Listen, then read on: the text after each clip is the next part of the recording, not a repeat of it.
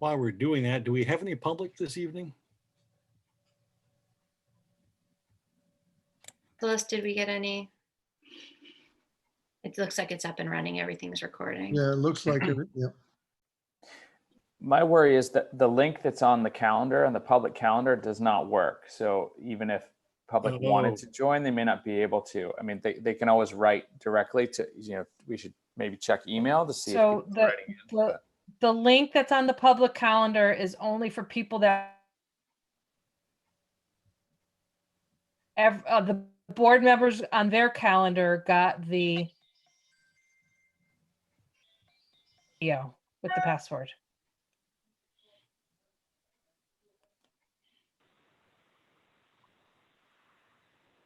The link on the public calendar is for call-in only, correct, Celeste?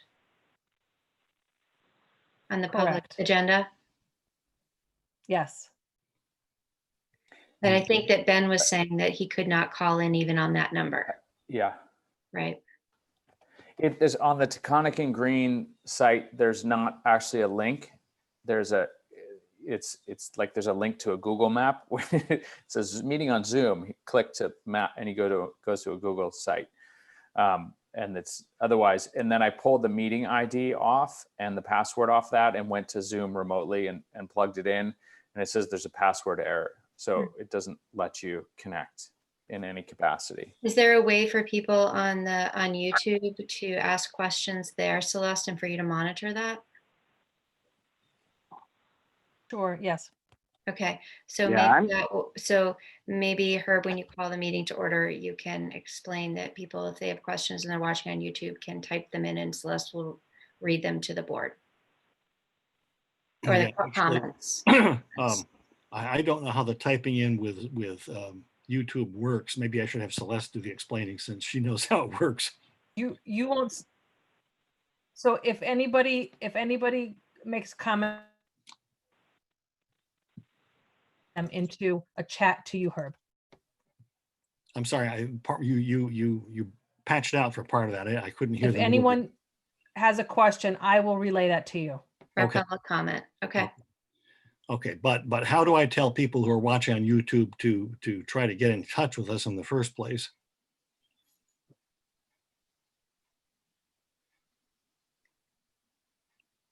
So Are you asking me a question?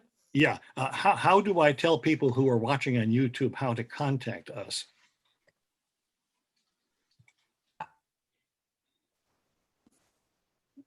They can, I'm sorry, I don't understand the question. Well, okay, so this is what I think. So Celeste is going to watch YouTube. Somebody can type a comment or type right on the YouTube site. Celeste is going to read that and she's Yes. going to type the message to you, Herb. And so then you will see it once she types it to you. Okay, good. All Okay. right. Yeah. All right. Well, it is, I think, about 6:47 or so, and I'll call the meeting to order. And the first thing I'll do for the benefit of anybody who may be watching on YouTube is to explain that for some reason, the telephone link is not the proper one. So the telephone number that we gave you to call will not work. However, what you can do is type a comment in on YouTube and Celeste will relay that to me so I'll know that somebody wants to say something. And on account of that glitch, I'm going to take public comments via YouTube for the next 10 minutes or so while we go ahead with our business. There aren't any right now, are there, Celeste? It's good to get out of here. And now I can't hear Celeste. Oh, Celeste is muted. Okay, well, I'm assuming if there were comments, Celeste would unmute and let me know, right?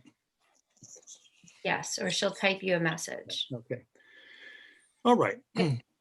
So let's begin by reviewing our norms since we reviewed the goals last time. Herb, do you If mind? I would like to request to the board that we add an agenda item to the meeting tonight. I am requesting that you take action on approving approval to seek opinion from the Vermont Agency of Ed. So moved. Right. Yeah. Is there a second? Moved by Dick Dale, seconded by Jane Worley. Any discussion on adding that to the agenda? Usually you say where, and would it not be at the very last item under legislative actions, number 9, and make it B? I think it probably would. Is that okay with you, Jane? Yep, she's nodding. Yep, okay. Any other discussion? Okay. All those in favor, could you please raise your hand? Mark is an aye. Yep, well, thank you, Mark. Anybody opposed, please raise your hand. You're opposed? No, there's Alex? just lag with Alex's. Just Okay, delay. that passes, I believe, unanimously then. Thank All you. right, Dick, could you launch us off by just reading the norms? We read the goals last month. Herb, you'll recall that there's a second piece. There is. We received no requests to either look at the board goals or the board norms. And so we had agreed that I would read the whole thing, and then without objection, then ask for a readoption of the board norms and goals as I've read them, Let's do unless that. there's discussion. Yep, let's do that. We will make sure all of our students are our first priority.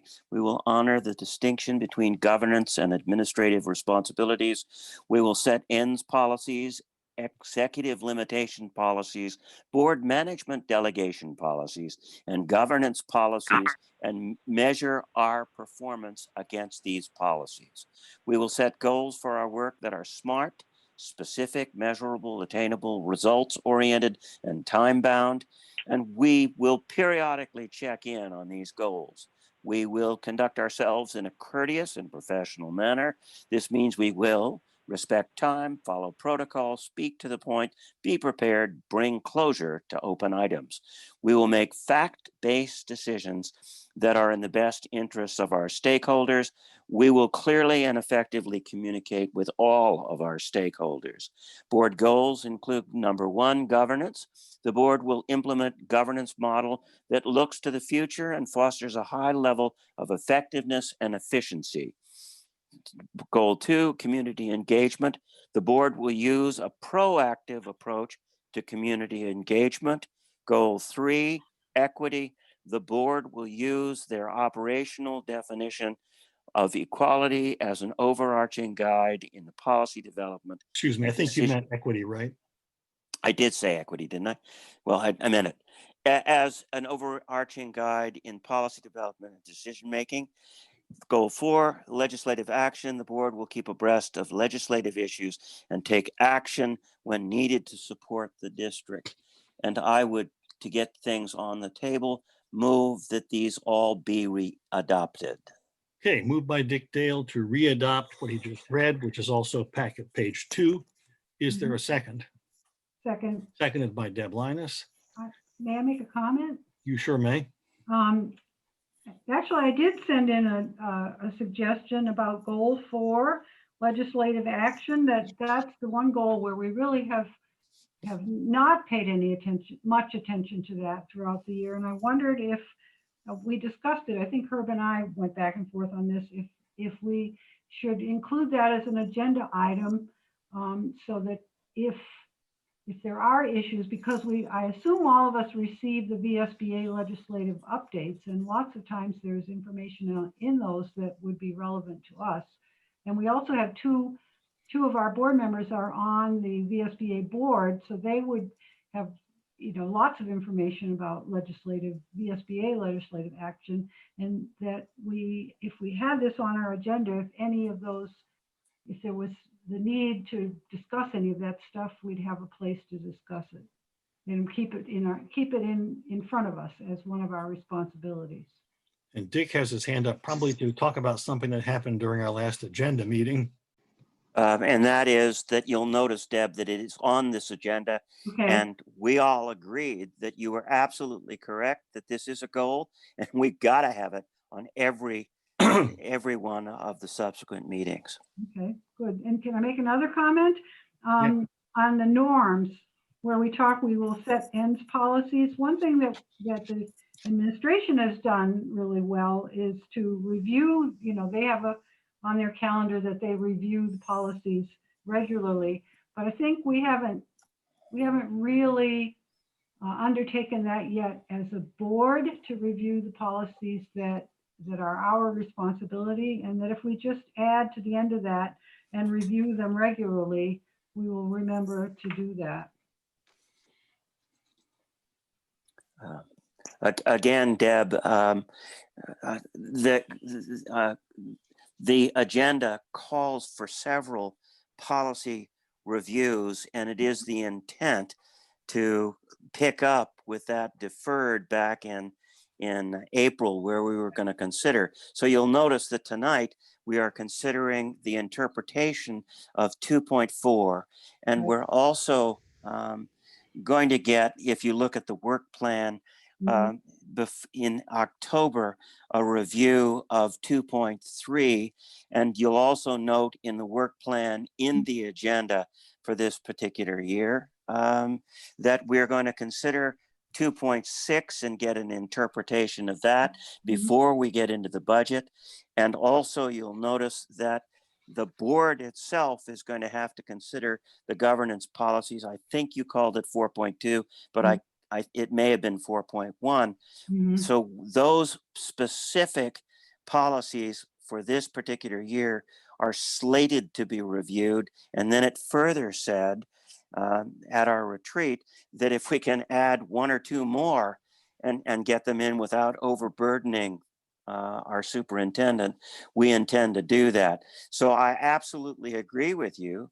And I don't think that it's necessary to revise the goals in order to do what we are required to do by policy governance. Okay. Yeah, I would just add to that part of this, I think, is my fault, because while your minutes from the retreat have a very long-winded report from me that begins on packet page 6, I should have gotten that out earlier so we could have actually discussed it at the retreat. And I think one way to achieve Deb's goal would be to put on probably either the next agenda or the agenda after that a time to see, first of all, whether the board agrees with my thoughts about whether we have been following the policy, and then to look at the policies that may not even be mentioned in that report. Right. But one of the things that we already have is we have 4.3, which requires a report every so often. Right. And we had before COVID threw us all off track, we had scheduled Val. Val is a person who is a VSBA expert in policy governance who did a lot of consulting for us before we adopted it. And she was going to come back and give us a training on how we actually monitor the policies for which we are responsible, the governance policies.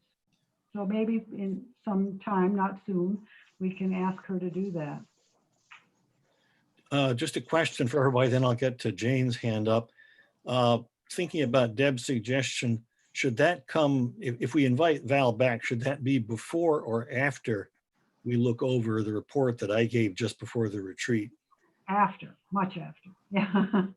Because they're so busy right now, we can't really add that right now. Jane, you had your hand up a minute ago.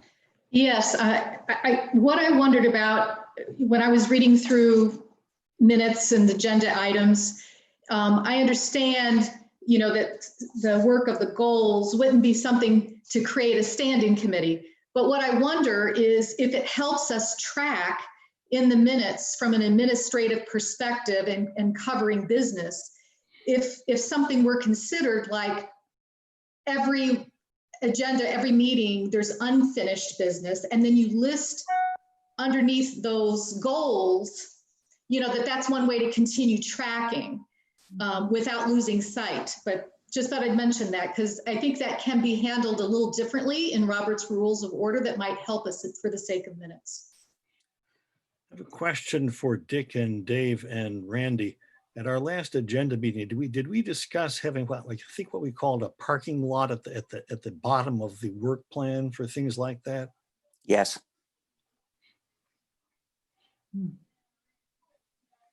The work plan is an evolving thing, and actually the entire board can do what Deb did, and that is get stuff on the agenda at any particular time. And so we actually discussed the whole issue of when are we going to begin the communications, and that's reported in the superintendent's report. When are we going to get the student representative appointed to the board? And then we also discussed the critical question, and that's reported in the superintendent's report this time, that was made of why are we inviting kids back to school but not going back to open meetings? Because if kids can go, so can we, was the suggestion. And I think it was Rachel, you or that made that question at the very end. So anything that a board member, both in public session and or privately to us, we seek to get it on the agenda. And you'll notice that the student will be reappointed in a subsequent meeting because we couldn't get to it because they're not in session. And you'll notice that the advice of the state education is that we stay out of schools because we're not students and we don't necessarily have to be there complicating the cleaning up of the critical schools. So I think it's particularly important that every board member be very proactive about getting things on the agenda, because we all have an equal responsibility to do what Jane said, make sure that we're taking care of any business that has become unfinished. Let's see, are we still on the discussion of Yes. readopting the norms and goals? I don't think we've taken a vote on that yet, have we? Is there any more discussion on that motion, which is to readopt the norms and goals? Don't see any hands. All right, all those in favor of readopting what's on packet page 2, please raise your hand. Anybody opposed, please raise your hand. Don't see anybody opposed. That appears to pass unanimously. Thank you very much. Let's go to the consent agenda. I'll just remind you that what's on the consent agenda does not get debated unless there's a motion, successful motion to take it off the consent agenda. I move the consent agenda. Thank you, Dick. Moved the consent agenda, moved by Dick, seconded by Melanie. Okay. All those in favor of adopting the consent agenda, please say, please raise your hand. Old habits die hard. Anybody opposed, please raise your hand. All right, that appears to pass unanimously. Thank you. Okay, focus on learning policy, agenda item 5. So I asked Skylar LeBombard, our Director of Teaching and Learning, to join the meeting tonight to provide an overview for you of what our instructional model is this year. It's brief, it's at a relatively high level, but I think it's important for you as a board to have an understanding of what's happening at the Taconic and Green schools. So did we give you right, Skylar, to Yep, share your screen? I am all set and good to go. So just All bear right. with me 1 second. Thank you. Is everybody able to see my screen? Yes. Okay. So as Randy had said, I'll talk you through a little bit of the instructional model. As she also said, it's pretty high level, and it was developed over the summer with contributions from, I don't know, more people than I could possibly name. So I will take you through, and I can answer questions shortly thereafter as well.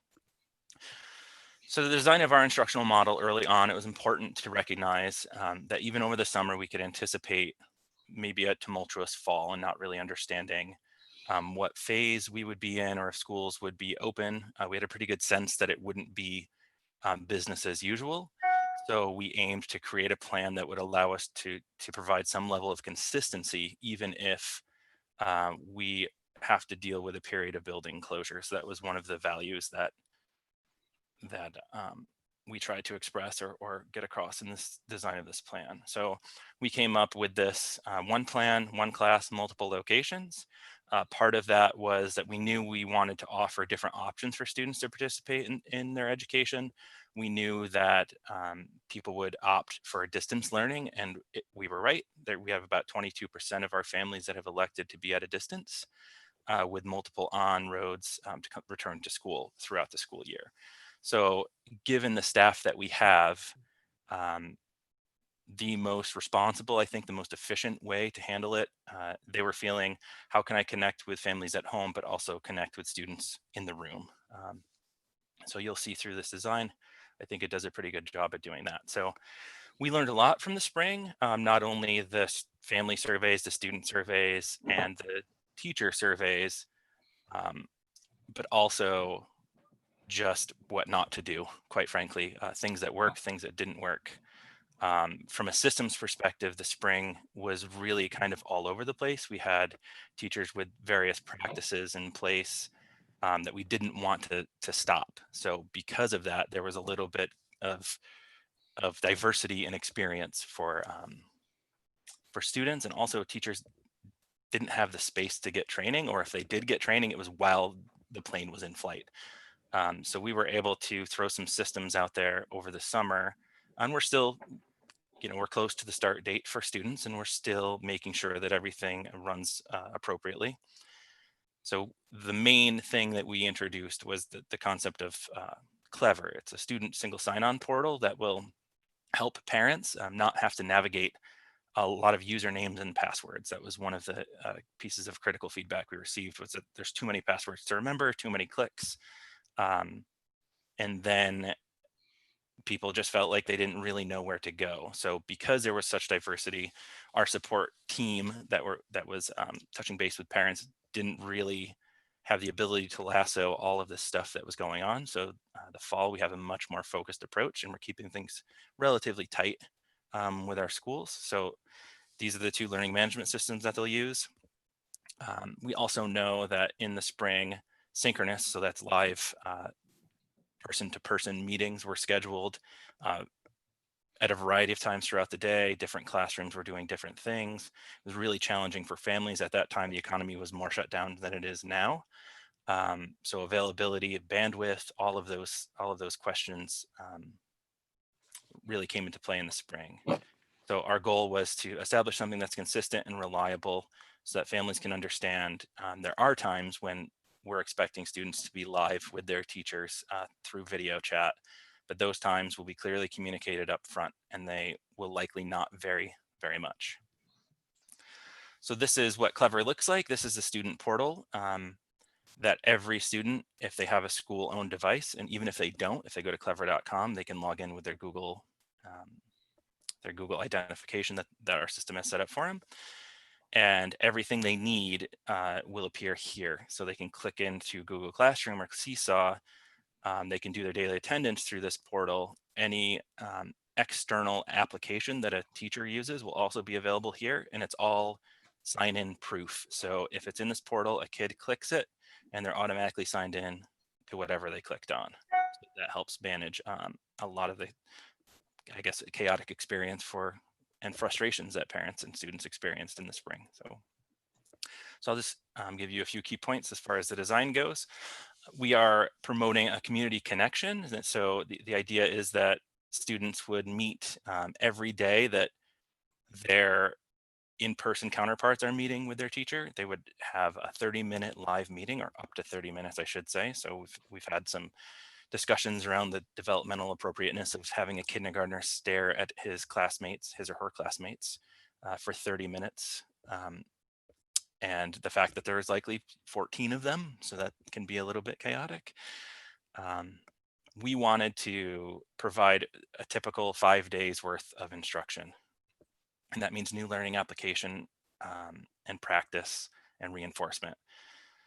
So in addition to the community connections, well, when we're scheduling the community connections, we wanted to do it at a systems level so that we weren't stretching the bandwidth of families. So if you have multiple children, we wanted to make sure that if your kindergartner's live meeting wasn't scheduled at the same time as your fourth grader's live meeting, because in addition to if you're at home working, that would eat up a significant amount of bandwidth. So we're trying to solve that by strategically scheduling these meetings.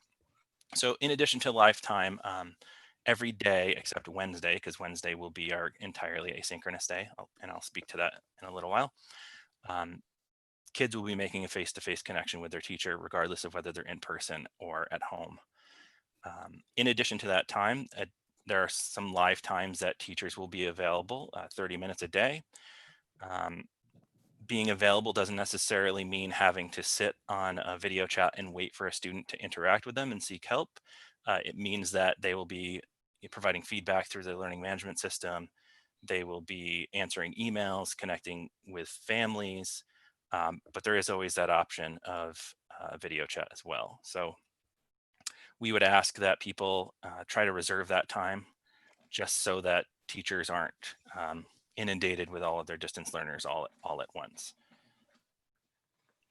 So into learning management, we have 2 learning management applications. Those are Google Classroom, which is what I would say the majority of our teachers used in the spring, and Seesaw. And Seesaw is more developmentally appropriate for kind of kindergarten through 3rd grade. Some of our schools, if you're on the smaller side, so Sunderland, I know is kindergarten through 6th grade for Seesaw, and Courier is going to go kindergarten through 5th grade. And some of our buildings, some of their 4th grades use it too, but we wanted to keep it consistent across buildings so that people were, we could provide support for families and teach kids how to navigate the learning management system. So we have our weeks set up. Again, in the spring, there was a lot of assignments being distributed on a day-to-day basis, and it was variable by teacher. So families might wake up and at 8:30, there's a day's worth of work in their learning management system.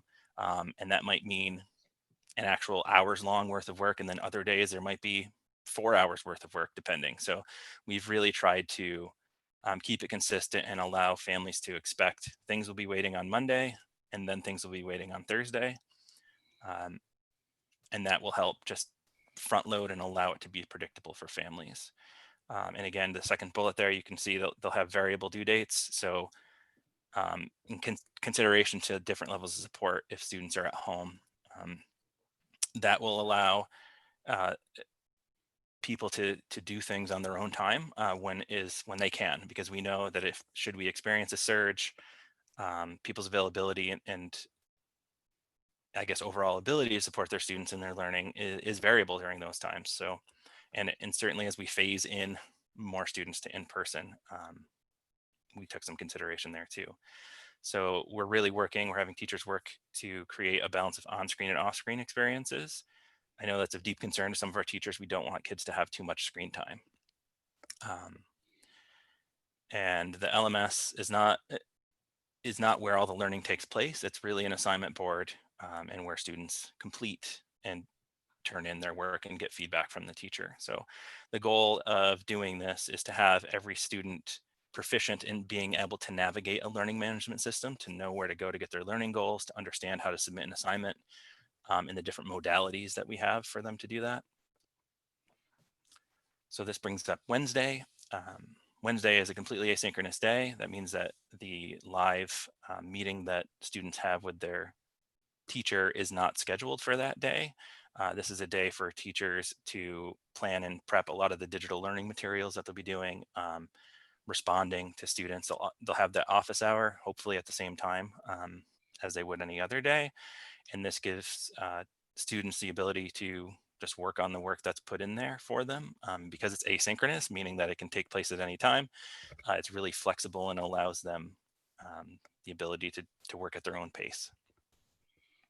And then also Wednesday, the reason that we have scheduled Monday and Thursday is because Wednesday allows the teacher the time to look back at the beginning of the week and the learning that did or did not take place and adjust their plan going into Thursday. So there's been a few questions in our organization around how much screen time or if kids in person will have screen time. And the answer to that is yes. Students, one of the issues that we had in the spring was that students weren't used to referring to a learning management system and navigating it and understanding where to go to access the work and how to do the work. So one of the things that was a priority for us is to have students early on in person not only build community and establish the being establishing relationship safety and trust, but also getting them proficient in the tools that they might need in the instance of building shutdown. So that was, we wanted to begin with the same amount of momentum we would like to continue if there is a building shutdown, so it wouldn't be such a harsh transition like it was in the spring. So, and to help compensate for the actually using computers in the building, we're really trying, and we recognize that the social losses that kids experienced in the spring, we want to give them more unstructured time outside. So we've talked about in our primary grades, we're kind of doubling recess. And for our older grades, we're really creating these brain breaks, not only for taking off masks and being outside and appropriately distanced, but just to break away from that feeling that things are too screen based. To help us get here and to meet learners where they are, we have contracted with iReady, and iReady is a replacement for what we previously had as the Northwest Evaluation Association, or NWEA MAP assessments. It starts with a diagnostic that is very similar to MAP. And one of the selling points for this is that it can be conducted in person or at a distance. And there are specific protocols around scheduling it at a distance, but it can be done and has been done in the spring. And then the other piece of iReady comes kind of as a package. It's called iReady Instruction, and it takes the results of the diagnostic and creates a personalized learning path for students. And this is kind of teacher free. So the teacher doesn't necessarily have to become involved in this process. It is just kind of a baseline support and creates a personalized path. Teachers will be analyzing the diagnostic results, but the technology does what the technology does well, which allows the teacher to do what the teacher does well. And after we take this first assessment, which we've committed to being no earlier than October, to allow that first month of just connection with kids. We didn't want to come in and immediately assess them. We didn't want to assume a deficit mindset and try to fill these gaps. We wanted to create an experience that made them feel like they were part of community. And what I've been telling teachers lately is saying, be the best part of their day. And we can't do that if we bring kids in and immediately assess them to determine their quote unquote losses. So subsequently, after doing the diagnostic, it is recommended that students spend 45 minutes per week in each content area on the computer interactive online learning program that is iReady Instruction. So I know this is one of the questions that we faced from families, and we have a parent guide that will be pushed out to families. I'm hoping for tomorrow. It's all done. We'll post it to our website as well. This is a general guideline for students when they're at a distance. This is a result of a bunch of research in looking at state guidelines from across the United States in determining how much time at home students should spend on learning activities. And this is a little bit associated with screen time because students would have to go into the learning management system to access the activities. Again, in the spring, these minutes were all over the place. Largely, teachers think very highly of their students, and when they plan an activity and think it'll only take them 15 minutes, they struggle to realize that for some kids, it'll take them an hour. And the last thing we want is students to struggle and not have immediate support by a teacher or a paraprofessional. So these are the guidelines that have gone out to teachers, and they've been planning for the past few weeks with these guidelines in mind as far as preparing activities for students at a distance. And it is important to note that community connection time, so that 30 minutes 4 times a week that they're face-to-face with their teacher in a video chat, does not count in these minutes. So that would be an additional 30 minutes per day. Independent reading time, which is usually, it's kind of teacher dependent on how much time. It's 15 to 20 minutes of independent reading a day. That's usually a good rule of thumb that goes out. That is not included in this time as well. The office hours, if students elect to seek additional support in office hours, that's not included in this time. And then also, once we've done the iReady diagnostic, the iReady 45 minutes per content area per week is also not included in this time. And that is what I have. Skylar, there are a couple of questions for you. I don't know her. Sure. Yeah, I wasn't able to see them. Ask them, or do you want to ask them?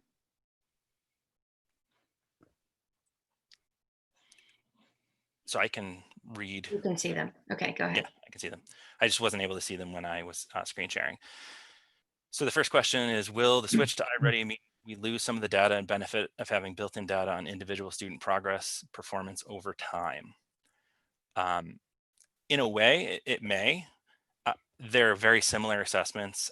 What I like about iReady, and I think it gives it a leg up over MAPS, is that they're both norm referenced, right? So we could essentially try to do it apples to apples, but they are 100% not the same test. iReady is significantly more engaging and I think more meaningful for students, and it asks higher level questions. And I think that's one of the things that MAPS struggled to do. At the same time, we did lose a data point this past spring with MAP. So we can anticipate student growth, but we wouldn't have a metric to reach back to for spring to begin with. And I see that the question from Herb is the NWEA assessment not available in a way that can be used remotely? So I've actually just received word from NWEA that they are like getting that up and running. But again, in my experience with NWEA, I've used it outside of this organization. I used it as a teacher in a different organization. The data analysis, the level of data analysis that it takes to get something meaningful out of NWEA is really deep. Teachers need a really deep understanding and have to spend a lot of time with NWEA. And in the absence of something that takes that data and immediately runs with it, the way iReady does between their diagnostic and instructional programs, it really seemed like we weren't getting a real bang for our buck when it comes to NWEA. I would anticipate kids would perform relatively similarly on both of these assessments. I'm not aware of a correlational study, but I wouldn't be surprised if there are correlational studies out there. I know that these are the two largest testing systems, computer adaptive testing systems that are used in the United States. So I do know that, and they're both research based, so I'm comfortable. And it was a type of switch that wasn't made lightly. It was something that Randy and I spent a lot of time researching and discussing and putting out there to folks. And once our staff had an understanding of what iReady really was, they were thrilled and excited to be able to implement it. Thank you, Skylar. Do other folks have questions? If you do, just raise your hand. I can look around here.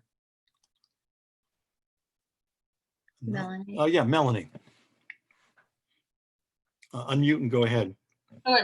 Skylar, I'm just curious about that. I think it was that last slide with the time frames and of, what you expect kids to be learning in, and especially that younger grade where I think it was like 45 minutes or something.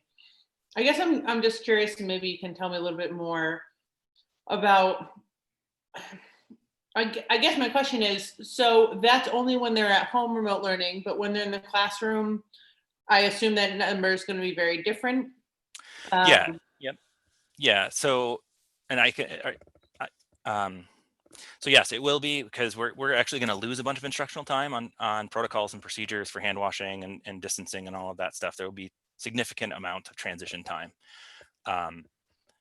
But yes, they're obviously in-person instruction will look a little bit different than that. Obviously, it won't be in 45 minutes of learning time.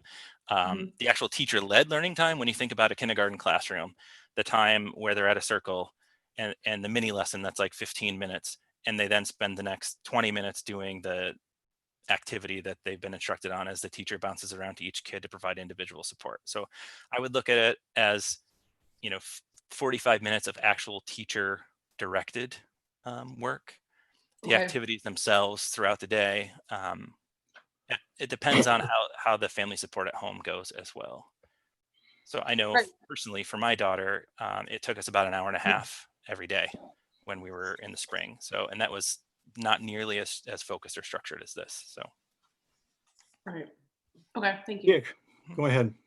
The biggest complaint I heard about last spring was parents who got really mystified with respect to what's going on. And you spent some early time in your discussion talking about parents, but just like students may take 10 minutes to learn something or take some 4 hours to learn the same thing, parents have the same, because they were students too at one point, the same sort of issue of it might be easy for some and not so easy for others, and it might be inconsistent. And so have we built into the system, I didn't hear it, that doesn't mean you didn't say it, real direct and quick help to alleviate the parental concern that can be adult to adult learning so that they can help their kids.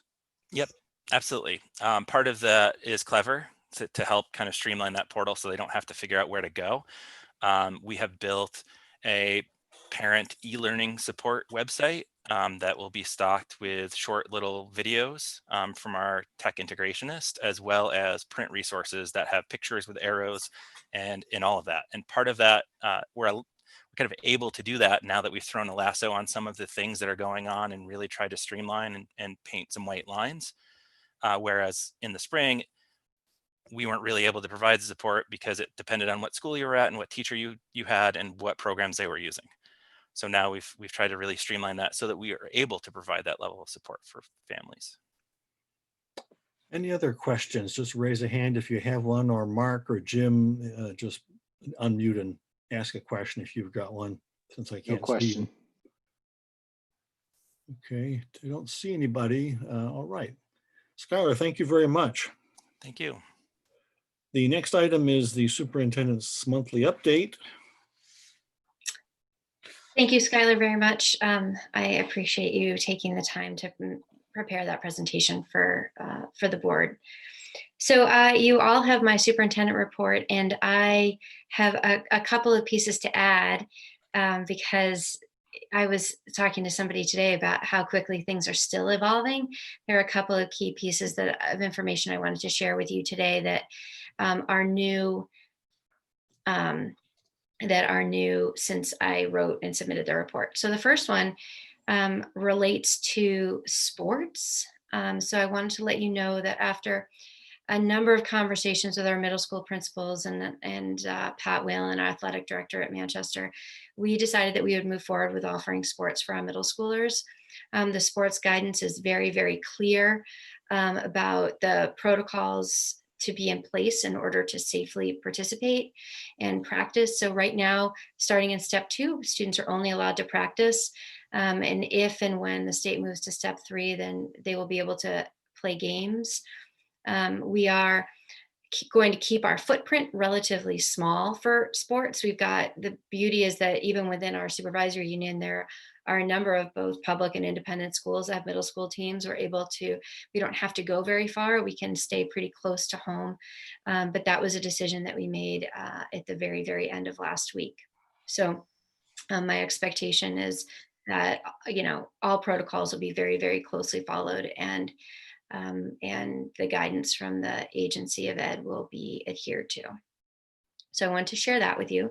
The second piece of information I wanted to share with you is that I've met with the association leadership team regarding the 2 issues. One is an adjustment to the agreement. You'll be getting another MOA about this regarding snow days. And the second one is something new, which I'm kind of, as a placeholder right now, calling heat index days.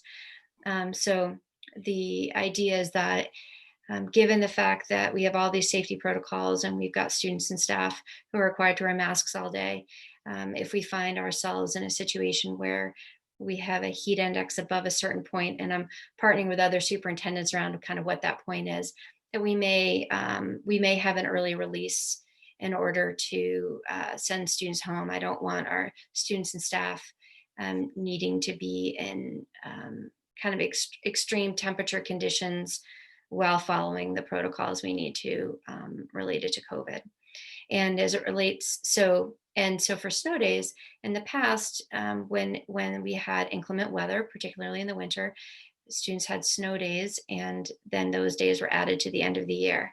Given the stable instructional model that we have that Skylar just reviewed, we no longer really need to do that because students are able to access their instruction remotely from home, even if they can't leave their house. So we recognize that there may be times that we lose power.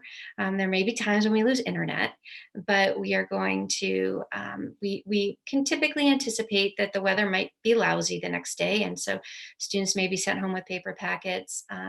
If possible, students will continue to attend their synchronous time with their class, and teachers will maintain office hours, but learning is expected to continue. So what that does is it provides a more stable platform. So teachers have agreed to that, and we're going to try it out for this year and see how it goes. It's not any long-term plan, but it's given our certain conditions now, it makes sense, I think, to give it a shot and see how it goes. So the third point I wanted to make was that I made a mistake in my report, and I wanted to draw your attention to that. In the section where I was giving you an update on the results from lead testing, I had been under the impression, which I found out today was not accurate, that the polls were very recent, and they were not. So I wanted to clarify for you that the original lead result water testing happened last November, and then the week of January 10th, we replaced faucets in response. We followed the guidance that we were asked to by the state. Then the samples were retested in February. I didn't understand that those resampled tests sat until this summer, which I thought that they were submitted and then another sample was taken. But I realized today when I spoke with Greg that they were sat and then not retested till the middle of July, and then we just received notification last week. So I just wanted to make sure that I was clear and corrected that in my report. So following the guidance from the state, we still have all the signs on all the faucets not to use them, so that's continuing. Nobody's going to be using the faucets that we're concerned about. They're recommending, the Agency of Ed is recommending that we put filters in place. We're holding off on that for a second, and we're seeking whether or not Greg and Derek are thinking that the issue may be at the shutoff valves, the water shutoff valves. So we're requesting the opportunity to change out the shutoff valves, then resample again before putting the filters in place. We don't know yet what the feedback will be on that. So they'll either say, yes, go ahead. If you think that's what it is, you've got the evidence, go ahead and we'll retest. Or they'll say, no, we don't want you to do that.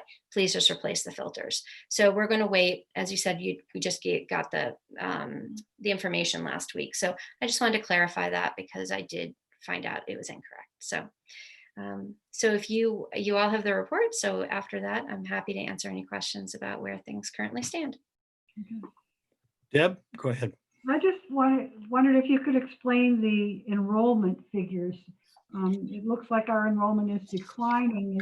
Can you explain what you think is the reason? Last time we talked about people moving here and that we may see some additional students, but are these homeschooling or what's happening? So we were already expecting a drop. This is a more significant drop than we expected. And we just got our homeschool numbers, and they are higher than they've been, although they are very inaccurate right now. So we can't rely on the accuracy of the home study numbers right now.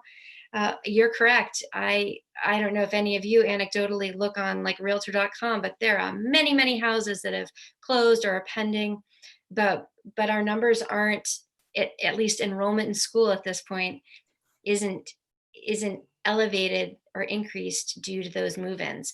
So is there, again, anecdotally, are all these houses going to be closed on in the next month? Maybe. Do I expect that we'll continue to have students enroll? Yes. I think that will happen for a longer period of time than it typically does. So we're continuing to try to monitor. It's all a point in time.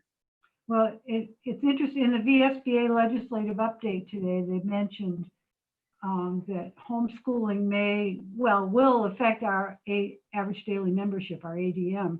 And then because of the way that the taxes are structured, will affect our bottom line. So I guess that's something we'll have to look ahead and plan on, I guess. That is exactly right. So we are, Sue is sitting there. She's probably ready to chime in on this, but we are going to be we've got a whole lot of kind of data points and variables that we're going to be monitoring, and we'll see what happens, whether the legislature offers any level of protection around ADM. They're discussing it. We don't know, but you're correct. It's something definitely for us to keep an eye on, and we intend to. Other comments or questions? Just raise a hand if you have a question or a comment. While you're thinking, I've got two myself. One is that on packet page 19, where it talks about student representative, I think our motion that passed in June actually called for 2 representatives. So I'm wondering, is this just the first one of the 2? No, we'll put both of them through. Okay. And then just a suggestion, and those of you who have put up with me for years will recognize this. If we can avoid terms like synchronous and asynchronous when we're dealing with parents and folks who aren't education junkies, I really think it would be a good idea, because I'm not sure who understands them. Now, I realize if synchronous means live, then asynchronous, we're going to have to find some other euphemism for it, I guess. But still, I think we need to do our very best to communicate in normal language. Dick?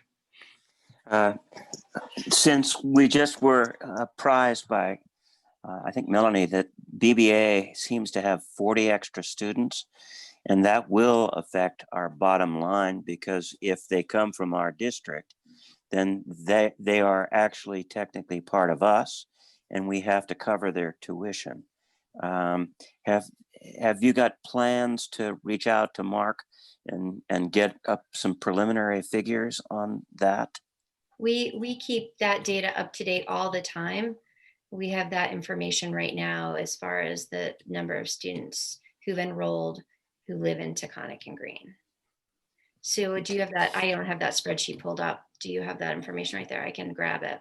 I don't have it pulled up. I will grab it, but I do recall that we were not seeing an increase in numbers as of yet. I mean, I think we have to take it with a grain of salt, because obviously, just like our schools, BVA is probably going to see enrollment continue.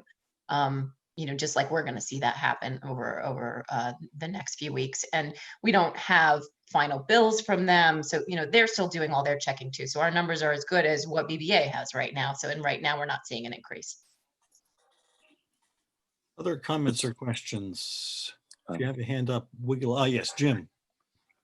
Yeah, I just thought I'd mention the House Ed Committee today put out a draft bill that, interestingly, on that ADM protection, the VSBA and VSA and FASBO and all the different organizations had asked for a cover for reduction in number of students due to COVID, period. And the first draft, at least, of the bill that the House Ed Committee put together just said reductions associated with kids going to homeschool. So it sort of excluded loss of students to independence and other things like that. So that's something that actually the VSBA is going back to, and all the organizations are going back to try to get something a little bit broader. But that seems to be a hot potato right now, as far as if you have a reduction in ADM, how do you define what kids get covered? And with the House just coming up initially with just people switching from in school to homeschool. So it's something to keep tabs on. So I can just give you an update too. My trusty comrades here, Celeste and Sue, both provided us very quickly with the answers to the BVA question. So that's the power of technology. We're up about 4 students at BVA, but overall at the secondary level, we're down 5. Okay, right now, today. Other comments or questions? Don't see any.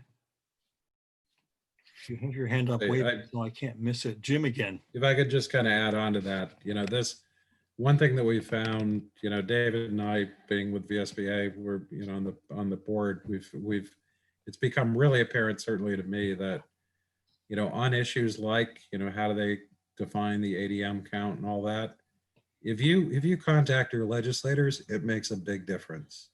So, that on issues that could be significant to us, I think it's useful to stay in touch with legislators and just say, hey, this is going to be, it's important that we get protection from a reduction in the number of students, due to COVID-19 or something. I wonder, Jim, if it might be useful if either you or Dave or both of you could email us a little. I realize it's in the VSBA report that that Deb mentioned, but just to jog our memories, here's the problem, and here's the points we want you to cover in talking to your representatives and your senators. Sure, absolutely. And I can send you the language. Actually, the language in this bill just came to me like an hour or two before we had this meeting tonight, because the VSBA is trying to get a response to it. But I can send you the language of the bill with a little bit of an intro. Yeah. Thank you. And Melanie, go ahead, unmute yourself. In regards to homeschooling, aren't we still responsible for a certain amount of support for homeschool families, whether it be they have access to gym, art classes, sports, or am I misunderstanding that? And if it is the case that we have a responsibility to that level of support, how does that figure in financially, I guess? So we're able to provide the service, but I don't believe, Sue, you can jump in. I don't believe that there's any financial benefit to us or cost associated with them accessing it, because they are already taxpayers who are paying taxes to our system. Correct. If they came for gym class, say, and they, one class a day, we would count that, but it would be an FTE count. So, whatever period of time they're attending for the day is what we would get to count in ADM. And most homeschoolers don't participate. Every once in a while we have one or two that might participate in a class here or there, but for the most part they don't. So we're not counting them at all. And yeah, there's no financial responsibility there. Bob, did you want to put your oar in? Your hand is up, Bob. No? Okay. Anybody else have any comments or questions on this topic? All right, seeing none, let's move to the board management delegation, which leads to the superintendent's monitoring report, which starts on packet page 22. So this monitoring report was written, I believe, last February. The draft is from February 4th. So Jackie and Sue first wrote this last year. So, this is part of what we do in policy governance. You can see the policy is 2.4, and that's written at the top. And then the interpretation by the superintendent was written below. And then you can see that this is how it was interpreted, that compliance would be demonstrated, and then the evidence that would be provided to you. So I read through this and I didn't have any concerns or questions, so didn't change anything. So at this point, it's up for you as a board to review this and discuss it, and to determine whether or not the interpretation, compliance, and the evidence that are presented make sense and are reasonable given the policy that is being interpreted. So I have a question that I should know the answer to, but I'll bet Deb has it right on the tip of her tongue. Is the one thing that's possibly missing here a statement that the superintendent concludes that the policy's been complied with? I think that happens when it's actually done. So this isn't actually, this isn't the monitoring report of 2.4, but when I actually do the monitoring report of 2.4, I would make a statement at the end of that saying, given the policy, given the interpretation that you've agreed to, I either find that we were in compliance or that we were not. And if not, here are the reasons. And this is what we're planning on doing about it. I could be wrong, but that was how I understood that process to go. Right. And we would see all that evidence. Correct. Okay. So what is the next step? I'm curious because it's put here under accept monitoring report. Right. So Maybe it's you're not going like- to, you'll discuss it as a board, and you will essentially identify whether you agree or you don't agree with what's here. And as a board, you will either accept this as the report. So then I know, all right, this is what's been decided. You've accepted my interpretation. And then when I'm going to submit the monitoring to you, we're on the same page because we both understand and interpret the policy the same way. Thank you. Questions, comments, Dick? I find the evidence and the compliance sections, which are really towards the end, to be pretty comprehensive. And I can't, for the life of me, only Jim has enough financial acuity at this particular point to suggest that there's one other piece of financial evidence that is going to be provided to us. I think that the interpretation is fully consistent with policy government, and it also is fully consistent with the way boards traditionally manage planning and the creation of budgets. So I personally can't think of anything more, nor can I think that in terms of evidence or interpretation that I would need. And I also find that the interpretations to be pretty comprehensive and fair. Jim, Dick has tossed the ball into your court. Yep, I thought it was like debates. When your name gets mentioned, you get to go next. But no, I agree completely with what Dick just said. I think this is really well done. But I think once we see the first full monitoring report, that'll end up putting us in a position of seeing whether that sort of highlights there's anything else we think we might want. But I think it's really well done. Anybody else have a comment or a question? Seeing none, I believe, since this is an item for acceptance, I guess we need a motion. I move we accept. Okay. Is there a second? Moved by Dick, seconded by David. Any discussion on the motion? Seeing none, all those in favor, please raise your hand. Anybody opposed, please raise your hand.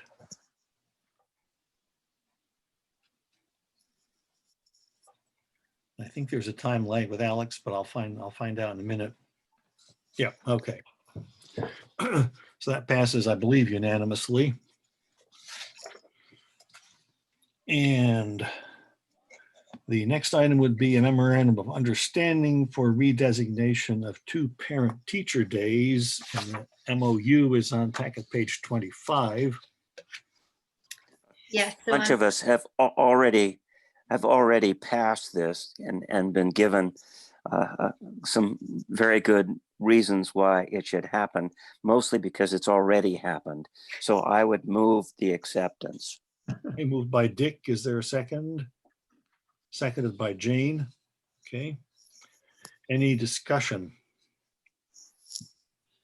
Seeing none, all those in favor, please raise your hand. And anyone opposed, please raise your hand. I believe that passed unanimously. Yep, I think it did. Question for Celeste. To speed things up, unless you need an original signature page, I can scan what's on the packet and email it to you. Do you want me to do that? That sounds good. If you can scan Yeah, it. that'd be great, Herb. Thank you. Okay. And let's see, the next item is the electronic communication policy, which is a mandatory policy, which means this is something the state requires us to have, correct, Randy? That's correct. And you've already approved it. So today is the adoption. Dick? I move the adoption of the policy with Is the there a second? reservations that were expressed during the BRSU meeting, which will be followed up by questions that Okay. both Dave and Jim. Jim will ask, especially section 4. All right, moved by Dick. Is there a second? Seconded by Jane. Any discussion? Seeing none, all those in favor of adopting and model policy 27, please raise your hand. Anybody opposed, please raise your hand. I believe that passes unanimously. It does pass unanimously. All right. The next one is the delegation of authority, which we already approved. This just needs to be adopted. I move the adoption. Thank you, Dick. Moved by Dick, seconded by Deb. Okay. Any discussion? Seeing none. All those in favor, please raise your hand. Anyone opposed, please raise your hand. Don't think there were any abstentions. I believe that passed unanimously. It did pass unanimously. The Mr. next Chairman, item, yes. because this was brought up by you, is it possible that you could give us an introduction about, first of all, what rescinding policies are and why we need to do this? Okay. It's not a rescinding policy. It was originally designed to approve the rescission of a bunch of policies. And the background is that last fall, when we adopted the policy governance policies, I think those of you who were on the board at the time thought that we were getting rid of a bunch of the local policies, but we didn't actually do that. There was never a motion to rescind, to get rid of the local policies. And I then went through I compared the local policies 3 through 18 with what was in the policy governance policies and came up with a few things that didn't match, some of which I thought, this is just my own personal opinion, were properly omitted, but a couple things probably should have been carried over. So that's why, I believe that's why the first paragraph of packet page 32 from Brandy says, I recommend that at a future meeting, the board rescind local policies 3 through 18, but possibly add some parts of them to the policy governance policies. So the idea here is I'm not inviting a motion to do anything in particular, even though this was originally on the agenda as approve, because I think that your suggestion, Dick, to have the policy committee look over the differences and then report in October if possible, but this is not a burning issue later if it doesn't work. I think that's the best way to go. Jane. Herb, is this also where, when I went through the training and I was looking over the policies, that this kind of dovetailed into that issue, that some of those policies that I was trying to read, they weren't available online and they need to be there, correct? Yes. And so I think that this is part of just the fact of the transparency and the record keeping that has to be there on the website, correct? Right. I mean, Yeah. what got all this Thank you. rolling was your observation. Gee, Herb, you asked me to look at some policies and I can't find them anymore. Yeah, and Deb, go ahead. under policy governance, since we aren't involved in day-to-day management, many of these things are just administrative procedures. You know, we don't get involved in bloodborne pathogens and and how to enroll non-resident students and kindergarten entrance exams and all that. That's all responsibility of the administration. We don't get into day-to-day management. Right. And when I looked at the local policies that were also now procedures, the only one I had any question about was the one about complaints, because the complaint policy says that basically if you aren't satisfied after you've worked your way up the chain of authority, you can appeal to the board, and certainly that's the way things ought to be. My only problem with that is I'm not sure that a procedure issued by the superintendent is the right way under policy governance for the board to take on a function. That was the only issue I found in the things that were also procedures. And I didn't find many issues at all, but I just think that we have a policy committee. They've dealt with this sort of thing in the past. There's no huge rush because with perhaps one insignificant exception, there's no conflict between the remaining local policies and the policy governance. So I think that it could be done whenever the policy committee finds time to do it. Dick? The way Jackie helped the policy committee before we were under policy governance, when we did have a policy, and there were 5 of us on that committee, Jim and Melanie, you were part of it, and I was certainly a part of it. I think even Herb, you were a part of it, is that we got a kind of review, fortunately from Jackie, with respect to which ones really need to be policies. And the superintendent crafted some language that she could live with. And then the rest of them were kind of put on the back burner and not dispensed with, but made pretty into procedures. And while we are now a policy governance, I'm not, I think Deb and I think Jessica, who's now resigned from the board, were the 3 who had volunteered to continue to work with the superintendent to come up with a list and make proposals with respect to language.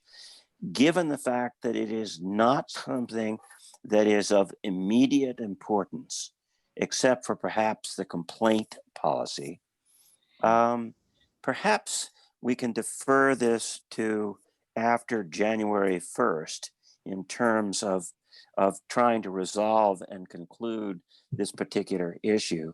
I would be willing, if Deb is willing, to kind of take the policies, look at them, and work with Randy with some potential suggestions. This is a procedure. This is not something that we as policy governance want to be involved with.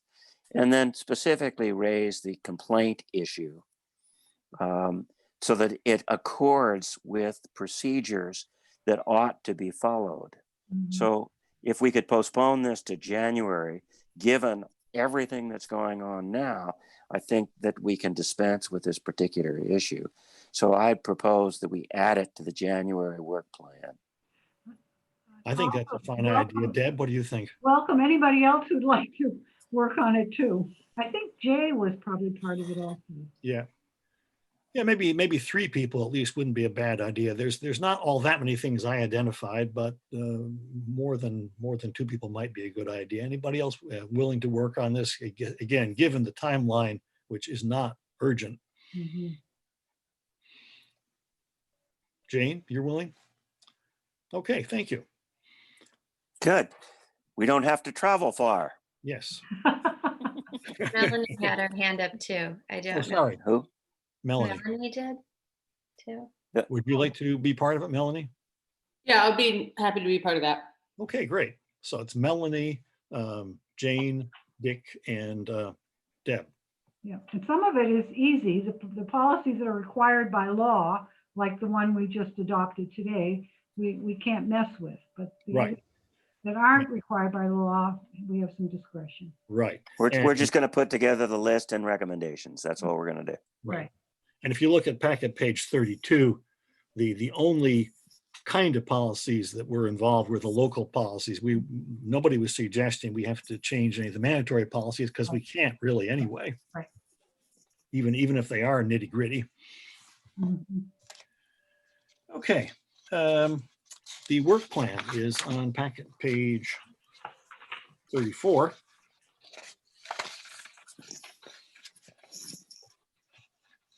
And I would like to say that I spoke with Sue about my recommendation to interpret 2.6 for you by November, and she graciously requested that we table that. That's about asset protection, and it's something that we need to do together. And given the extensive work we're having to do right now on grants and COVID relief and looking at many financial topics right now, we're asking to move that. So I don't have a recommendation yet for when I'd like to move it, but I'm just putting it on the radar that I don't believe we'll be able to have it done in November. If it changes, I'll let you know. But do remember, it's the same 2.4.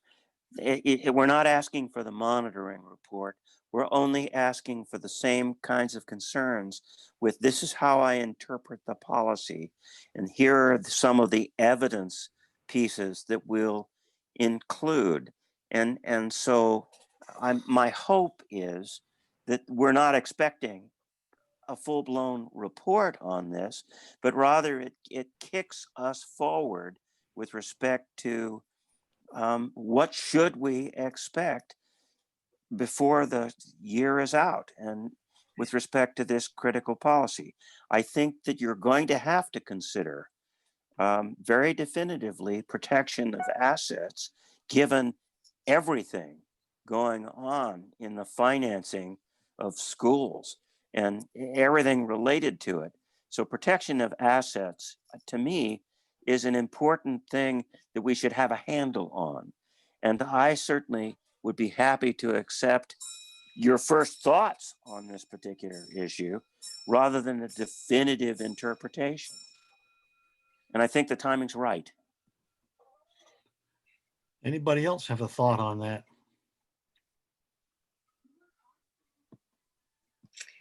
So I would say that I think we have a lot of really good systems in place for asset protection, and I understand about reducing it to paper.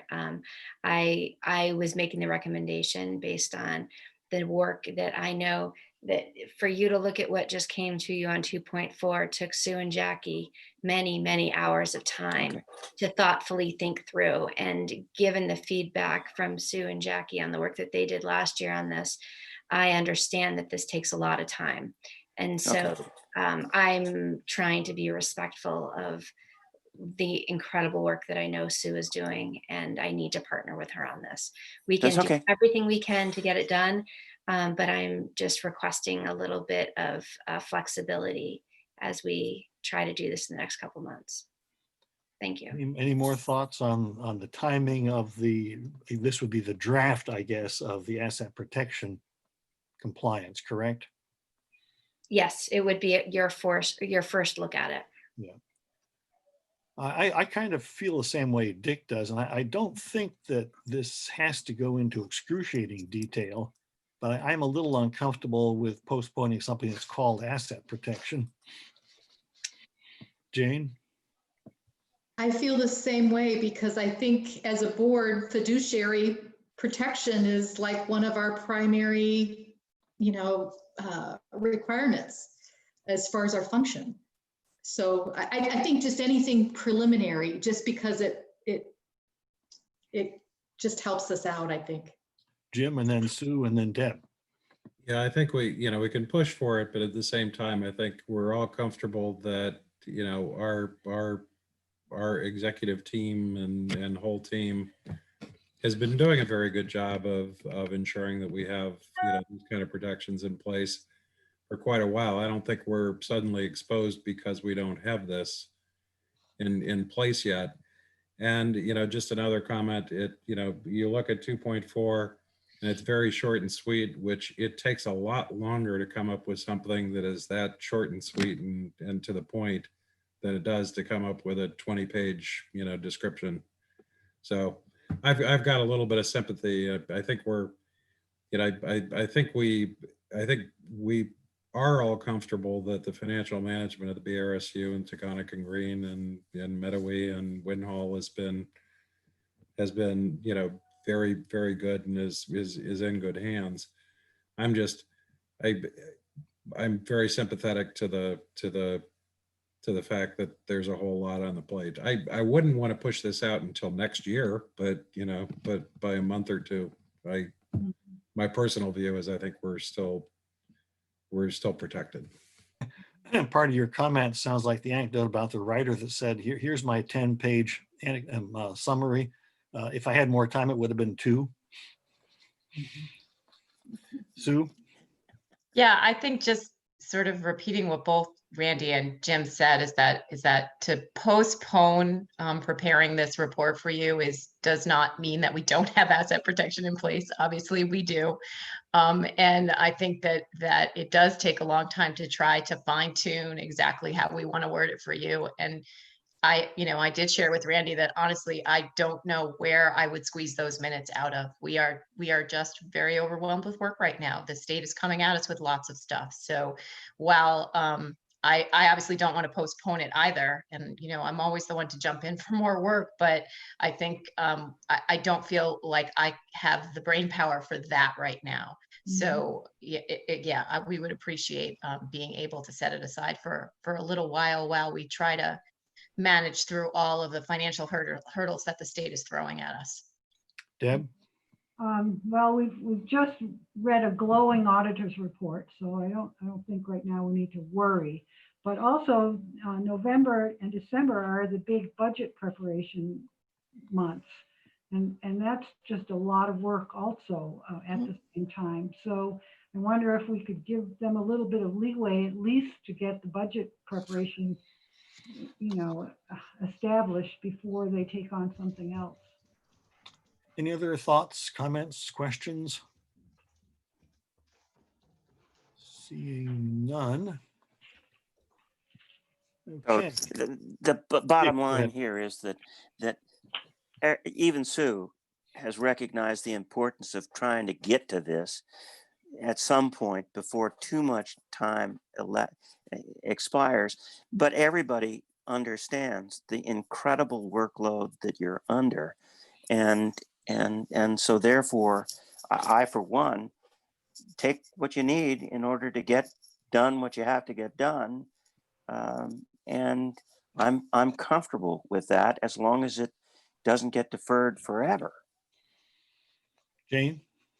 I'm wondering if a good way just to remedy this so that it shows proper support for Randy, for what's being asked, as well as the board recognizing its importance, if we can just add a statement to the extent that, like what Sue had mentioned, or who has Deb, about that the accounting, the audit is great, and that due to extenuating circumstances, we've been asked, just something that shows that we recognize and that it's part of our minutes. Mark, go ahead. Yeah, I'd agree with Jane that we include a statement that does say we grant an extension for X number of time. I think we need to be specific just so that, when we go back to monitoring, we've identified that this was the time frame. And did we get a suggestion about when this would be appropriate? A date? Before the end of the year. I guess I would also just note that that we put this on as just added it to your work plan for today. It wasn't something that you had looked at and approved in the past.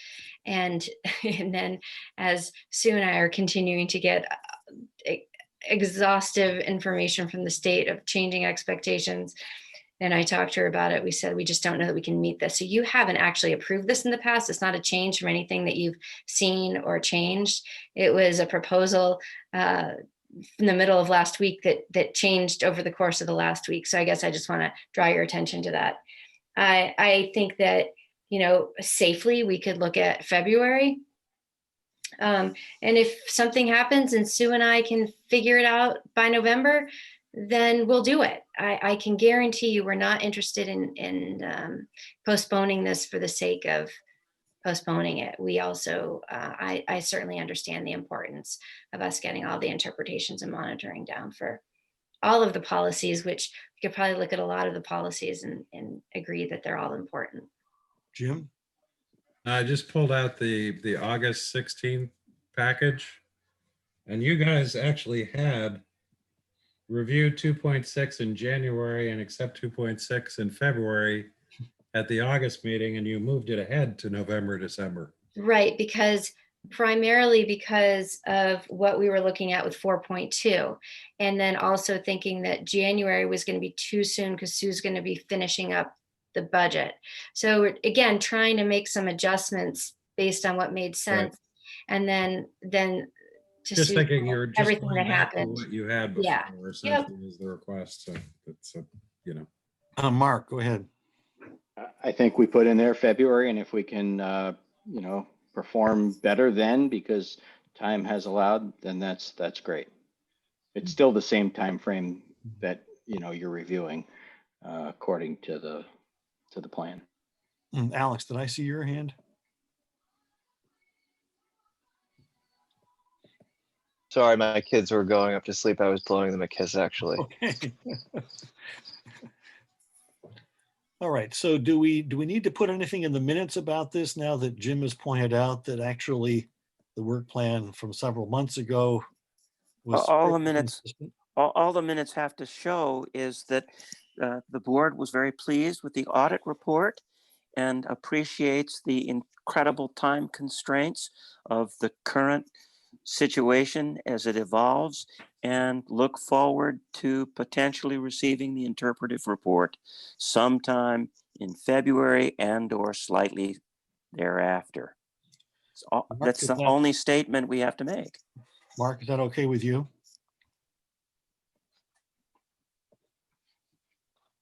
Mark, is that all right with you? Yep, that's okay. Okay. All right, Celeste, if the minutes can show what Dick just said, I think we're done with that item then, unless I'm missing a hand here somewhere. Let's go to legislative regulatory action. Remember, there's two items here now because we added one. But let's go to the resolution. It's on packet page 35 first.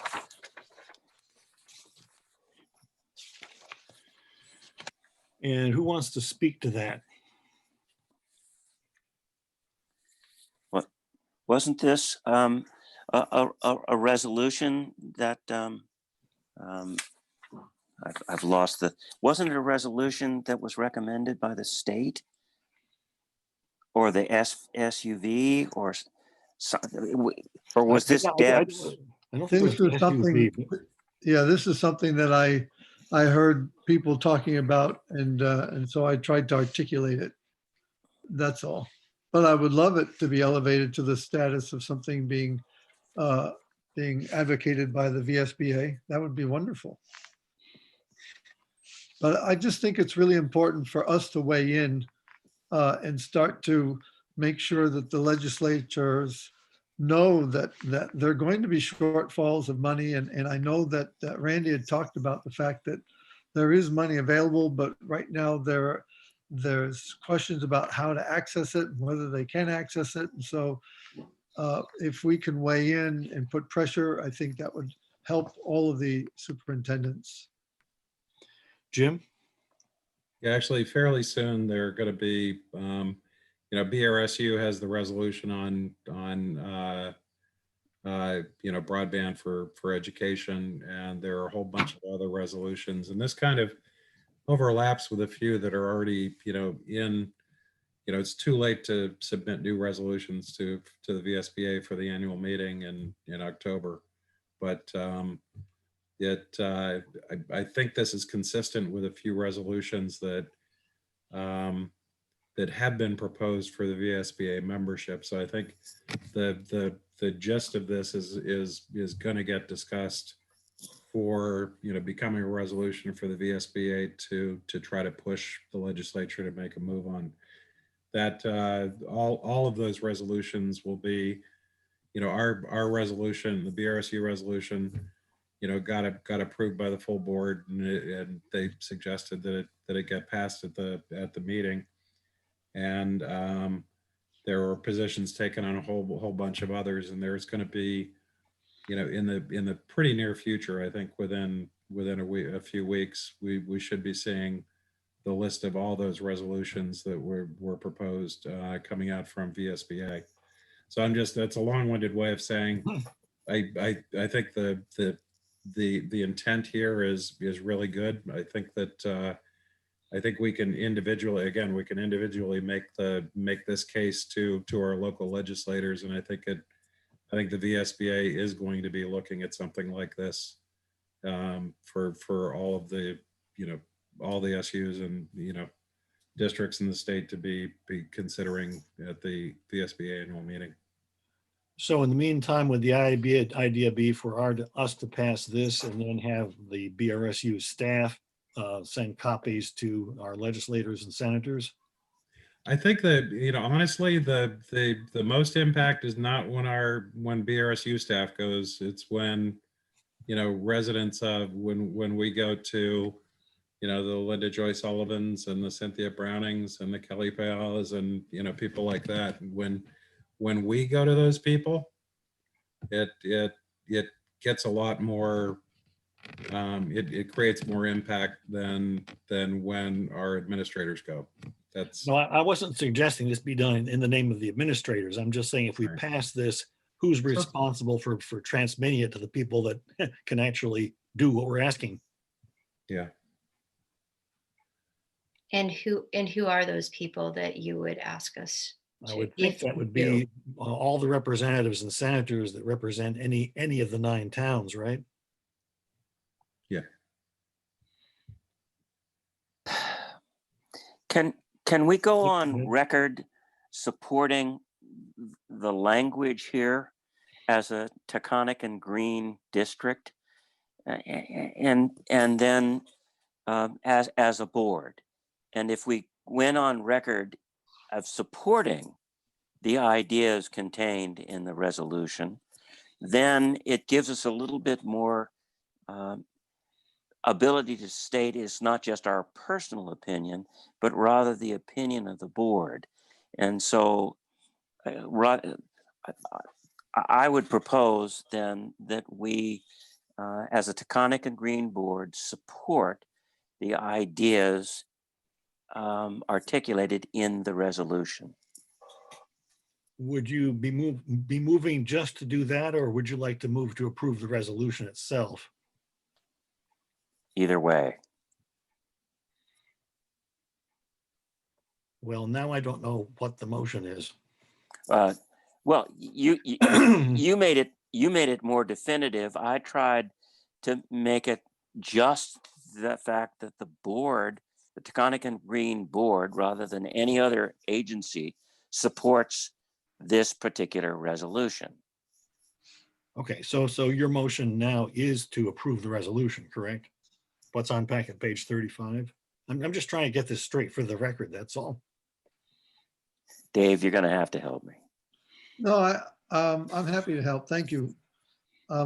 I think that's okay.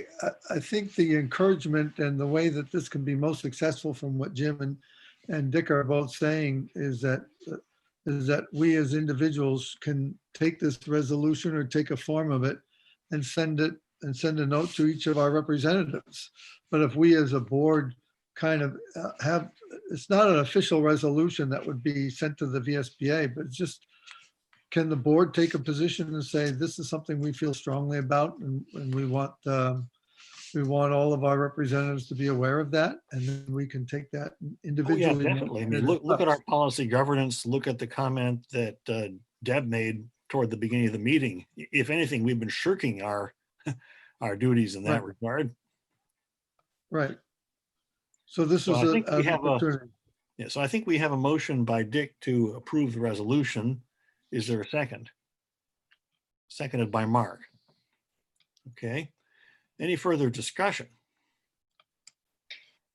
I just would like some clarification from Sure. my end. So is the idea that this resolution would be individually written up as a letter or a memo to legislators by individual members and signed off on as the Taconic and Green board? Or it would, I guess I'm trying to think about the format in which it's distributed and who's doing that. And I want clarity whether there's any expectation that our office is doing something. Go ahead. The resolution implies that it is the Taconic and Green board that approves this resolution. We're not asking the administration to do anything about it. It becomes an official part of the minutes, and therefore it is something that is individuals, if we choose to, can recall and remind legislators or newspapers or anybody else of what it is that we support. Jim? Yeah, and I think a suggestion here, what tends to work well is actually using the resolution. We have the board approving it, so we've all, as a group, gotten behind this language. And frankly, a couple of sentence, email to the legislators, with the resolution attached is not a bad way to get that, in front of them in an impactful way, I think. I see David nodding. Anybody else have a comment or suggestion? All right, we have a motion made and seconded to approve the resolution. This would be a Taconic and Green of the Taconic board. and Green board. Yes, that's correct. We're passing this as the Taconic and Green board. Any other discussion? All right, all those in favor, please raise your hand. Anybody opposed, please raise your hand. Anybody abstaining? That passes unanimously, I believe. It does pass unanimously. And we have the item that the superintendent asked us to add. I move that we Okay, go ahead, Dick. I move that we approve the seeking of an opinion from the Vermont Agency of Education with respect to the attached file of I don't know how you want me to list that, because it says approval to seek opinion from the Vermont Agency of Education to rule, and I don't have the rule that we're supposed to do. Can anybody help with language there, Melanie? I think, part of the request is that the board give the approval to board chairs to submit a letter requesting the Agency of Education provide clarity on the issue of this, religious related institutions and payment of tuition. So moved. Celeste, do you have that language down? I just want to make sure we know what the motion is. Yeah, so the motion is that I'm asking you for your approval to seek an opinion from the Vermont Agency of Education and with the assistant of the Attorney General's office. Okay. And the miniature show what the topic of the Yep. So should I just read it for you guys to get it on the record? that's exactly what I was going to say, is that because this wasn't included, it should be read so that for the record, people understand what it is that you are seeking an opinion about. Melanie, if you'd like to, that's fine. I'm also happy to as well, but go ahead. Go ahead, Melanie. Sure. I'm requesting action approval to seek opinion from Vermont Agency of Education. I am requesting that you approve a request for an opinion from the Secretary of Education with the assistance of the Attorney General's office on whether or not the U.S. Supreme Court's decision, Espinoza decision, has now called into question the Vermont Supreme Court decision in Chittenden Town School District and potentially opened the door to public tuition dollars being paid to religious institutions. The Espinoza decision permits in certain instances for public tuition dollars to be used at religious affiliated schools, finding that it is not a separation of church and state. The Chittenden Town School District case was decided looking at Vermont's state constitution, which has a different separation of church and state clause. Our legal counsel has requested board chairs submit a letter making this request, as our district pays tuition for students. Other districts are also making the same request in the hopes that we obtain an opinion in the near future. Thank you. And we have not received a request yet for tuition dollars to go to a independent school that's religiously affiliated, but other districts in Vermont have received requests and are struggling to make the decision because of the disagreement between the U.S. Supreme Court and Vermont. So. And just to keep the minutes clear, Celeste, the motion should be in the minutes just the way Melanie read it. And I'm forgetting, was there a second to that motion? Not yet. Not yet. Well, I could withdraw my motion. Melanie, you could make the motion about what Sure, you I'll just make the read. motion. Okay. All right. So this is a Okay. motion And then I'll by second Melanie. Okay. And it's what Melanie read and Dick is seconding it. And do we have comments? Mark. In the past Manchester School District Board, we made some grandfathered acceptance to send tuition to the Holderness School, which has a slight religious affiliation. Again, I think that was a grandfathered situation, but in that district, that did happen in the past. Jane.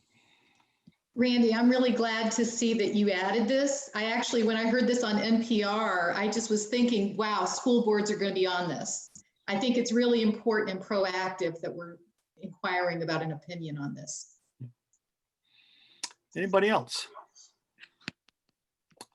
Are you ready to vote then? Okay, all those in favor, please raise your hand. Anybody opposed, please raise your hand. I believe that was unanimous. It is unanimous. Okay. If we have any public watching on YouTube, have there been any comments or questions sent in that way, Celeste? None. None, okay. Take a moment then to think about future agenda items, which can be sent to me or Dick or David at any time, but if you have one right now, now's a good time to mention it. Jane. I wasn't really clear when we met last time where the idea of needs assessment, where that's going to go into oblivion or where that's maybe, you know, where that fits into knowing that it's going to come up again. I do know that Ben, you know, that there's the support from the board for the community engagement, but in my opinion, I think a needs assessment is a separate thing from a community engagement, although you can get information from that. But a needs assessment is a very different process in my opinion. Anybody else have any thoughts on that?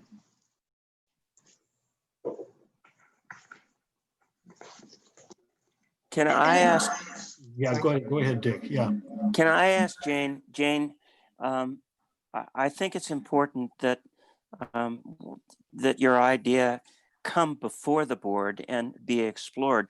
Can you spend a little bit of time sort of synthesizing down what we would be considering and how it might be considered so that we can take a look, and if necessary, we can have a discussion at the next meeting on what you have written, and then the board can make a decision as to whether or not it would be useful at this particular time.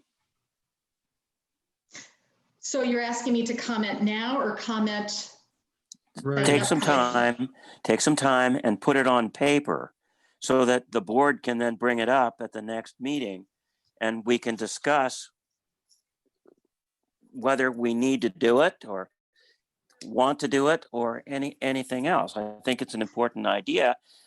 I think I know what a needs assessment is, since this is something that you've brought up before, if it was synthesized in sort of half a page or less of material, it could be included in the board packet and we could consider it. I'm fine with considering that. However, I will say as a newbie, this also came out of a past meeting where part of the discussion was talking about, I guess, a study that came out of the merger, and there was questions about looking at building a new school. And then it kind of dovetailed, as I understood it, into talking about community engagement and getting a better sense of feedback. And so I just wanted to be clear on that, because I know when I went back and I read through the entire, the minute reports that Herb submitted for the year, I saw nothing in that about any discussion about creating a new school. So for me, it was a thing of understanding continuity of the topics that came up and just wanting to be clear about what the Committee for Community Engagement was being charged with versus a discussion about creating a new school. That's all. So the new school. Wait a sec, Dick. Jane, was that the end of your thought? Yes. Okay, go ahead, Dick. The new school idea was introduced at the retreat in part because it had been a discussion of the Act 46 committee, and it had been raised periodically from our first preliminary meetings, and if it was going to take place, then there's a time lag that would make it to happen. And what Ben basically said, and I think appropriately, is that we may be making conclusions before we have actually explored alternative ways of addressing the best possible education. My statement to you was in response to, I think, as I understand from my business school, needs assessment means a lot of different things to a lot of different people. You have now brought it up as a second item, and what I was looking for was your sense of where this board needs to go with respect to that issue, so that we as a board can say, yeah, this is a particularly useful methodology that we ought to do. And so I was simply proposing that you take the bull by the horns and write up something. So the only thing I'll comment about that, it's very short, which is because if there's looking at a school, the discussion about building schools, looking at schools involves a lot of times bond issues.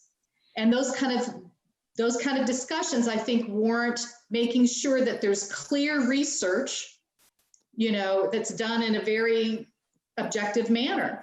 And so, although I think in community engagement and getting that feedback is part of that, actually going through a formal needs assessment that then supports, I think, voters looking at fiduciary support, I think it's going to be important to have that. So I'm fine with sitting back. I just wanted to understand, because I was having a problem, truthfully, with understanding the sequence of the discussions and actually seeing where it was at in our business, because I didn't see it last year in the minutes. And so I just want to understand, I'm not saying anything, I think what Ben is doing is important, and I do support that.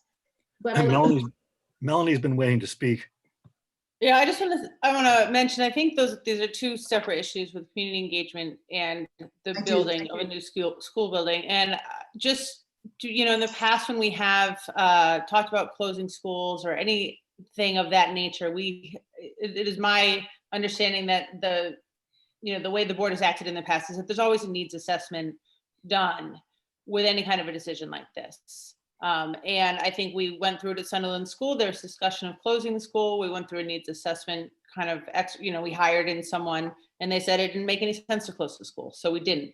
But to kind of maybe get to the real quick, Randy, I'd be really curious from you, because I think this is where even a discussion of a new school should be driven from, is are you finding needs in our schools that we're not meeting in with the capacity that we have right now? And I understand, you know, we're in COVID, so this is very different, but it seems to me any discussion about a new school really should be driven from what our superintendent is finding on the ground level. Where are our holes? And then something like that. Yeah, and we haven't engaged in a formal process because we're not at that stage yet. So it would be kind of, I think, premature for me to make any type of official statement on behalf of the district. But I do know that there have been many times at meetings in which we've said, yeah, we have had equity issues in the past. We've talked about that as it relates to budgeting. And we recognize that a larger middle school would address some of the inequities that we have within our system. Those types of conversations have happened over the last few years. We have not spoken in any type of an official manner with families or with teachers or with students because we haven't gotten to that point yet. Clearly, you know, we know that the merger committee was discussing this topic years ago. So the question is, at what point are we ready to officially begin discussions? And then what's the board's responsibility and what's my responsibility? And I think that that's an important distinction to make. And, you know, I don't think that this is necessarily where Dick was going, but Jane, it was going to be helpful for me for you to kind of reduce to writing your thoughts, because in my mind, I wanted to make sure, is the needs assessment that you're thinking about aligned with what's the board's responsibility, or is it something that's aligned with my responsibility? It would be sort of my means, because I think that that's an important distinction to make. So. Dave, did you have your hand up? No. Okay. I think Ben did. Ben, yeah, Ben's been invoked. Let's hear from him. Well, I just I didn't want to jump in too much with it. I think there's we haven't had a chance to meet in this little micro community engagement subcommittee, and the way I see it is our role is just to do some of that preliminary brainstorming on saying what, you know, how do we feel like we should engage the community right now, and to do that with Randy and have some of those longer conversations around what her perceptions of needs are right now, and what are, you know, as board members interacting with the community, what are we hearing and what are we feeling like is appropriate to be talking about in terms of community engagement right now. And the reality is that the world is radically different than it was 6-7 months ago. And so any conversations that we engage the community with are necessarily going to reflect that. And so it's our role as a board to look long term and to be thinking out about ultimately these ends goals, and to keep moving the conversation in that direction. But our work right now may not be, we may not be able to do that work really effectively in terms of with the community. But what we can do is work on our relationship with the community and creating space where people feel like they can communicate with us and back and forth, and us get information, so that when we are in a place with our schools and our communities and sort of with the broader context, that we can engage in those bigger conversations that will be in a better place to do that. And so that's how I'm thinking about it. I don't have some grand vision of you know, that I'm leading this. It's just that, you know, I think John nominated me to sort of help just have a point person on this subcommittee to keep things, you know, moving. But we're hopefully going to meet next week. So that's sort of the micro update on that. And then I think, you know, Jane, to your point, I think it'd be valuable for us to have more tools in our pocket ready to go, and thinking about how do we keep collecting data on what the broader needs are, and to be thinking about our broader board goals as the drivers of that needs assessment. So as we look at the goals that we just ratified or ratified at the beginning of this meeting, we have 4 agenda points, and those should be the things that we're trying to assess community needs on. And so assessing around equity, and assessing around community engagement, and assessing around our larger, you know, ends goals. Like, so that's that's where we need to be trying to figure out how to do that work. And then obviously partnering with Randy and what's happening in the schools to be looking at, sort of the micro assessments of what's going on in that reporting. So anyway, the short story is like, we just need to get schools opened right now and to be supportive of Randy and all of what's happening. And then, so my big question is, and my first question will be next week when we get to sit down virtually with Randy and this little subcommittee, is like, what is most helpful right now for us to be doing it as a board in terms of community engagement for Randy and for the broader what's happening in schools, because that's got to be our priority. So that's where I am with it. Thank you. Anybody else want to be heard on this? Don't see anybody. Let's take a minute to reflect on our norms that were read at the beginning of the meeting to see whether we have followed what we're supposed to be. Back at page 2.